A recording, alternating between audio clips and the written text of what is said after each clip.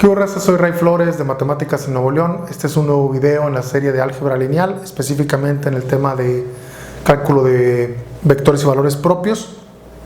Quiero hablar de diagonalización y van a ver que es como la condensación o la forma en la que tenemos para el cálculo de los vectores y valores propios. Y más aún también quiero platicar un poquito de por qué va a ser relevante este cálculo. Y estos teoremitas de esta idea de diagonalizar una matriz, pues van a ver que es importante, particularmente cuando consideramos a las matrices como el objeto que nos sirve para modelar, por ejemplo, un sistema dinámico discreto lineal. Tengo que advertir también que, bueno, este es ya creo que llevan como 3 videos, este va a ser el video número 3 en la serie de la parte de valores propios. Entonces supongo que conocemos lo que son valores propios, vectores propios. Si tienes dudas sobre eso, grabé 2 videos antes. También tengo, como esto se está grabando durante la cuarentena del coronavirus, pues estoy suponiendo que ya se vieron algunas cosas de álgebra lineal, particularmente invertir matrices, lo de resolver sistemas lineales, y bueno, muchas cosas previas sobre álgebra lineal. Entonces es un video, vamos, en una serie. Pero bien, ya para no hacer más largo la introducción, suponiendo que ya estás consciente de todo esto, pues mejor vamos a empezar de una vez con el tema. Una de las aplicaciones más importantes de las matrices es que me van a servir para estudiar la evolución de un sistema dinámico. Un sistema dinámico, de hecho, nos sirve para estudiar cómo evoluciona alguna cosa del mundo real que vaya cambiando en el tiempo.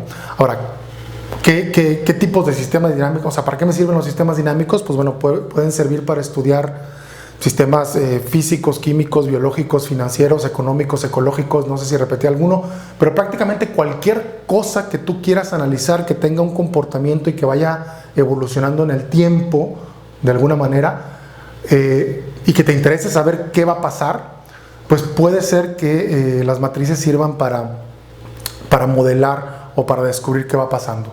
Y bueno, para eso, para que veamos un ejemplo sencillo, pensemos que tenemos una matriz de A, que es de n por n. Sabemos que esa matriz nos puede servir para representar una función de un espacio de n dimensiones en otro espacio de n dimensiones. Es muy fácil hacerlo. Simplemente, pues un vector en n dimensiones lo multiplico por la matriz y me genera otro vector en n dimensiones. Entonces eso me define una transformación o una dinámica, ¿no? Que aquí lo estoy representando con una función f. Sí, f de x simplemente va a ser a por x. Este es el tipo de funciones más simples, es lo que llamamos una función lineal por las propiedades de la matriz. Pero aquí lo que quiero que piensen o que tomen en consideración, tengan en la mente, es que este vector x, le pongo una rayita arriba a la x para que sepamos que es un vector, representa, bueno, internamente contiene n valores o n mediciones que van a representar el estado de tu sistema. O sea, esto ya lo he hablado en algunos otros videos en la serie de álgebra. Si yo quiero analizar un sistema, cualquier tipo de sistema en cualquier disciplina, lo que yo hago es evalúo ciertas cosas, mido presión, temperatura, o mido la tasa de contagios y la cantidad de enfermos o el porcentaje de azúcar en la sangre, cualquier cosa que yo le quiera medir a mi sistema. Entonces tomo n mediciones y eso me describe cómo está mi sistema en cierto momento. Ahora la t, en este caso, estoy agregando aquí una variable que sería el tiempo, porque yo quiero pensar que este estado de mi sistema va a ir cambiando en el tiempo. Y aquí se hace una bifurcación de la que quiero comentar brevemente, porque en muchos casos, a la hora de modelar tu sistema, lo que a ti te interesa, puedes considerar que el tiempo es continuo, es decir, como si el tiempo fuera avanzando infinitesimalmente, como, bueno, creemos que más o menos así funciona el tiempo, pero a veces por simplicidad uno puede simplemente considerar al tiempo como periodos de tiempo. Entonces sería como el periodo 1, 2, 3, 4, eso es lo que llamamos tener un tiempo discreto. Si yo uso tiempo continuo, eso me va a llevar en la dirección de las ecuaciones diferenciales, que es un tipo importante también de sistemas o de teoría, vamos, que podemos conocer, pero en este caso para álgebra lineal nos vamos a enfocar en un tiempo discreto, es decir, un tiempo en donde el t solamente tiene valores en los números enteros e incluimos el 0 también, pero en los números naturales, pues los positivos y el 0, es decir, 0, 1, 2, 3, hasta infinito podría ser. En ese caso, cuando tenemos la función con un tiempo discreto, lo normal es que en lugar de escribir x entre paréntesis t, como en el lenguaje de funciones, escribamos x con un subíndice t, que eso es como describimos de hecho sucesiones, que es exactamente lo que vamos a tener aquí. Una sucesión simplemente es una función donde el argumento es un entero o un natural en este caso. Entonces, si hacemos este pequeño cambio de notación, en este caso que tenemos tiempo discreto, pues entonces lo que nos queremos preguntar o lo que quisiéramos estudiar es qué pasaría si yo considero que la matriz A me genera una dinámica al ir aplicando multiplicación por un cierto vector inicial, y eso me va a generar el siguiente vector. Es decir, yo hago un supuesto de que en el tiempo t más 1 el estado del sistema o el valor de mi vector va a ser igual a lo que valía antes multiplicado por una cierta matriz, ¿sí? Eso es un supuesto fuerte, significa, vamos a pensarlo así, vamos a estudiar los sistemas que cumplen con estas condiciones. Aunque parece muy sencillo, realmente hay muchos sistemas reales que pueden modelarse de manera bastante buena simplemente con la multiplicación de matriz. Como les digo, son sistemas lineales. Ahora, ¿qué es lo que queremos analizar aquí? Pues ver cómo evoluciona, cómo va cambiando el estado, el vector x, conforme va pasando el tiempo. Y para hacerlo, pues tenemos que ir multiplicando por una matriz. Ahora, lo que se va a generar, lo comenté ya ahorita brevemente, pues es una sucesión de vectores. O sea, yo tengo un x0, vamos a suponer que x0 es un estado inicial, y ahora si yo aplico la función, que ya quedamos aquí que sería multiplicar por la matriz, pues voy a obtener un vector x1, y si vuelvo a multiplicar por la matriz o vuelvo a aplicar la función, voy a tener un vector x2, y eso me va a generar una sucesión de vectores. Y es justamente esas direcciones o esa sucesión la que queremos analizar y estudiar. Le llamamos órbita de x0 justamente al conjunto de todos esos puntos que se van generando al aplicar la función o la multiplicación por la matriz de forma sucesiva.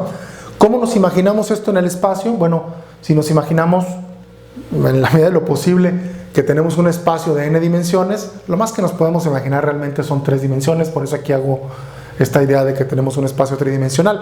Pero incluso en más dimensiones, aunque no lo podamos visualizar, sabemos que el estado de mi sistema va a ser un punto simplemente en ese espacio, y entonces al aplicar la transformación o la multiplicación de la matriz, ese punto se va a ir moviendo en el espacio. Entonces, esto es lo que describimos como la órbita. Esta es la representación geométrica, digamos, de la órbita del punto x0.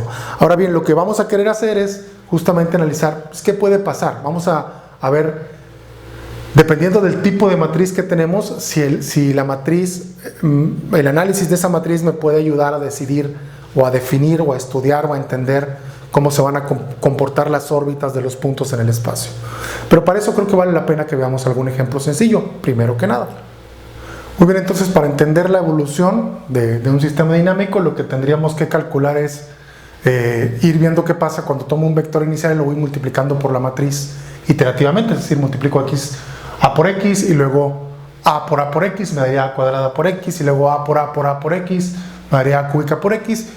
Y bueno, lo que notamos aquí es que es la importancia de poder calcular las potencias de una matriz, pero como sabemos, sobre todo si la matriz es suficientemente complicada, pues calcular multiplicación de matrices es muy costoso, incluso computacionalmente cuando las matrices son grandes. Sin embargo, hay ciertos tipos de matrices en donde esta multiplicación es relativamente sencilla. Aquí, a manera de ejemplo, voy a considerar una matriz diagonal con 5 y 3 en la diagonal principal. Es de 2 por 2, pero realmente funciona para cualquier matriz diagonal. Si yo quiero multiplicar o elevar a una potencia una matriz diagonal, pues se van a dar cuenta muy fácilmente que simplemente tengo que elevar a la misma potencia los numeritos en la diagonal. Entonces, las matrices diagonales de hecho son fáciles de elevar a potencias, y esa va a ser una observación importante cuando queramos hacer algo similar con otro tipo de matrices.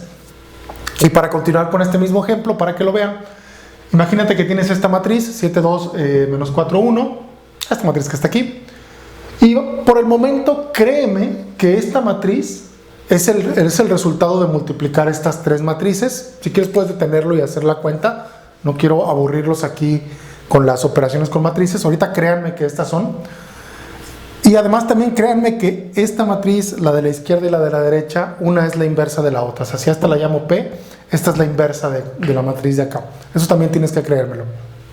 Pero bueno, si me lo crees, lo que quiero que notes es que entonces lo que estoy haciendo es describir la matriz, esta matriz original, que es una matriz pues extraña ahí con muchos coeficientes, pero la puedo describir como P por D por P inversa. Y si ahora quiero calcular, por ejemplo, el cuadrado de esta matriz original, de la matriz A, pues no es muy difícil ver por las propiedades de las matrices y la agrupación, la asociatividad, perdón, que si elevo al cuadrado la matriz A, aquí se va a cancelar P con P inversa, va a quedar la identidad y eso se va a ir porque es como un 1 en las matrices, y solamente me va a quedar P multiplicada por D cuadrada y por P inversa. Es decir, calcular el cuadrado de la matriz A es como calcular el cuadrado de la matriz D, que es la matriz de acá arriba diagonal, ¿no? Eso, si se fijan, elegí el mismo. Ahora, esa propiedad de hecho se va a extender para cualquier potencia y también es bastante fácil de probar por inducción. Entonces, cualquier potencia que yo quiera de esta matriz se puede representar de esta manera, simplemente como la potencia de la diagonal y luego multiplicar por D, por P y por la inversa por la izquierda y la derecha. Este es el tipo de transformación que se usa cuando se hace cambio de coordenadas, de hecho. Cuando hago un cambio de coordenadas, esta matriz P, le llaman también algunos matriz de paso, me sirve para pasar de un sistema de coordenadas a otras. De hecho, si dos matrices cumplen esta ecuación, podría ser A y B, no tiene que ser una matriz diagonal. A estas dos matrices se llaman matrices similares. Pero en el caso de que la matriz D sea diagonal, lo que decimos es que la matriz es diagonalizable. Y aquí, bueno, es diagonalizable, además para completar la definición, si existe esta matriz P, que obviamente tiene que ser invertible para que puedas ponerla de los dos lados, y si la D es diagonal. La importancia de las matrices diagonalizables, pues ya está por aquí, si juntamos lo que acabo de hacer con lo que comenté hace un momento, es que podemos calcular las potencias de la matriz de manera muy fácil. ¿Por qué? Porque las matrices diagonales son fáciles de calcular en potencia, y ya nada más tendrá que hacer estas dos multiplicaciones, ¿no? Que es por P y por la inversa. Ahora, el teorema importante que quiero comentar en este video, porque esto es un tema de diagonalización justamente, es qué relación tiene esto de diagonalizar una matriz con lo que estamos viendo de valores propios o vectores propios. Pues todo, sí, esencialmente todo, porque este teorema nos dice o nos justifica que si tengo una matriz de n por n, real, esa matriz es diagonalizable, es decir, existe esta factorización, existe esto. Sí, solo sí, este símbolo es de sí, solo sí, es decir, es exactamente la misma condición, siempre y cuando A tenga n vectores propios linealmente independientes.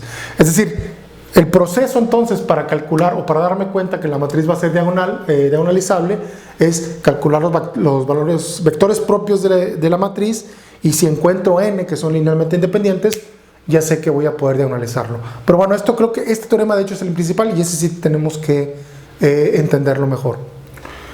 Y bueno, la demostración de hecho es bastante fácil, porque los vectores propios y los valores propios me van a definir exactamente estas matrices P y D que estoy buscando.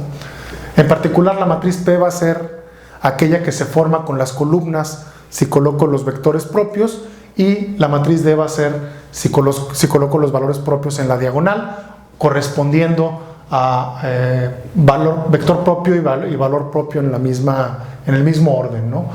Recuerden que esta es la ecuación que se tiene que cumplir para que sean vectores y valores propios, y lo único que habría que hacer es validar que realmente eso cumple la ecuacioncita que comentábamos acá abajo, y eso lo podemos hacer bastante fácil de la siguiente manera. Multiplicamos A por P, si multiplicamos la matriz original por P, pues vamos a ver que las columnas van a ser simplemente la matriz A por cada uno de los vectores propios, y multiplicar P por D, pues me va a quedar, esto es una matriz diagonal, la D, es mucho más fácil hacer este cálculo, me va a quedar los lambdas por los vectores propios. Eso me indicaría, si son vectores y valores propios, pues que estas dos matrices van a ser iguales. De hecho, esto es un sí, solo sí. Si estas matrices son iguales, pues se tienen que cumplir esas ecuaciones para todos los vectores columna que están aquí. Y bueno, ya aquí también es fácil ver que esta igualdad, si multiplicamos por la derecha por la inversa, me queda exactamente la expresión que tenía para la diagonalización en mi teorema, ¿no? Y bueno, aquí la observación, lo que comenté ahorita, es que esto también se puede ir al revés. Es decir, si yo supongo que ya tengo esta diagonalización, pues justamente las columnas de P van a ser los vectores propios, porque aquí justamente voy a tener esta igualdad. Entonces es fácil, más o menos fácil ver que esto es un ida y vuelta. Si acaso tienes alguna confusión, pues recomiendo que le pongas pausa y lo pienses por ahí, por qué cada cosa se va cumpliendo. Y ahora, bueno, a manera de aplicación de este teorema, vamos a tomar una matriz de 3×3 en ese caso, esta matriz A. ¿Cuál sería el proceso? Pues el primer paso, es lo más fácil, es calcular los valores propios a través de encontrar la ecuación característica, que es con el determinante de A menos lambda I. Eso ya lo comenté en el video anterior de la serie. Calculamos, bueno, los valores propios, en este caso me da 1 y menos 2. El menos 2, de hecho, realmente tiene una multiplicidad 2 y eso ahorita va a ser importante, pero por lo pronto así lo voy a dejar. Si ahora también aplicamos lo que comentaba en el video anterior de calcular los vectores propios dado el valor propio, para el 1 obtengo este vector propio y para el menos 2, perdón, obtengo estos dos vectores propios, aplicando, como les digo, el método que comentaba en el video anterior. Entonces ya tengo ahora los valores, los vectores propios. Hay que validar que son linealmente independientes. Sí lo son en este caso, pero eso pues ya lo sabemos hacer. Entonces, si son linealmente independientes, pues ya los puedo colocar simplemente como columnas de mi matriz. Esta va a ser la matriz P, si se fijan, simplemente es colocar B1, B2 y B3 por columnas. La matriz diagonal va a ser aquella que está, cuyos componentes en la diagonal son los vectores, los valores propios, es decir, en este caso 1, y el menos 2 va a estar 2 veces porque tengo que poner un valor propio para cada vector propio. Hay 2 vectores propios, pero a cada uno le corresponde el menos 2 también. Eso sucede de hecho por esta multiplicidad de aquí, ¿no? Pero bueno, no siempre va a suceder eso. Si pudiera yo tener 3 valores propios diferentes, de hecho. Y lo último ya para tener la factorización completa de la diagonalización, es calcular la inversa de esta matriz, que en este caso me estoy brincando el paso, pero creo que es algo que ya deben saber hacer. Si tengo esta matriz, cómo calcular la inversa. Entonces esos serían los 3 pasos para diagonalizar una matriz utilizando este teorema. Ahora, una observación que quiero hacer aquí es que que noten, es que no necesariamente tengo que tener 3 valores propios diferentes. El teorema me dice que tengo que tener 3 vectores propios linealmente independientes, pero los valores propios podrían ser diferentes.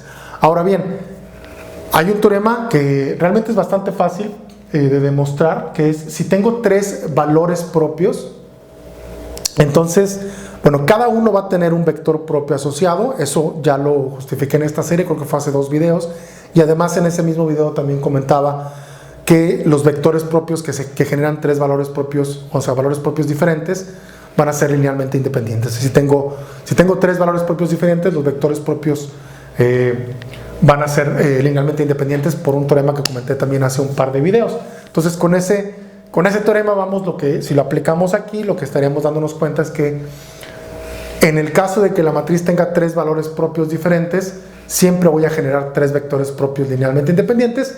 Y donde podría haber dudas es cuando tengo repetición, es decir, cuando tengo raíces repetidas por aquí en la ecuación característica que se genera. Pero bueno, y aquí sí no hay una manera muy fácil de decir si van a ser independientes o no, o si voy a generar los 3 vectores completos o los n vectores independientes o no. O sea, hay que verlo en cada caso si va a ser posible generar estos 3. Pero también hay que observar, yo también tengo que hacer esta aclaración, si por alguna razón para la matriz que tú tienes, no logras generar los n vectores independientes, entonces la matriz no es diagonalizable, ¿sí? Eso no va a ser diagonalizable. Y bueno, a lo mejor en otro video comentaré qué pasa en esos casos o qué es lo que sucede ahí o cómo podemos interpretarlo. Pero por lo pronto con esto cierro el video, creo que ya fue material suficiente. Esta es la forma de diagonalizar matrices o de darnos cuenta si son diagonales. Ya saben, si tienen alguna duda pueden dejarla en la caja de comentarios y no me queda más que despedirme y nos vemos en el siguiente video.